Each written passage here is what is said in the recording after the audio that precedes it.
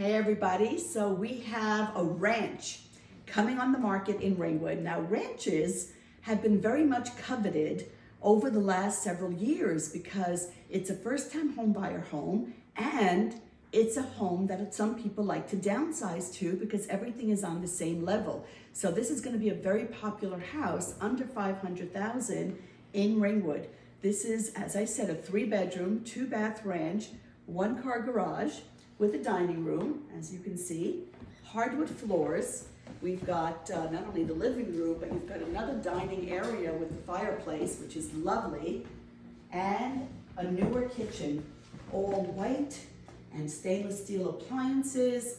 You've got a half-acre of fenced-in yard if you've got pets or children, and a deck for entertaining. So this is going to be open house right after Thanksgiving on Sunday. And if you need more information, just DM me.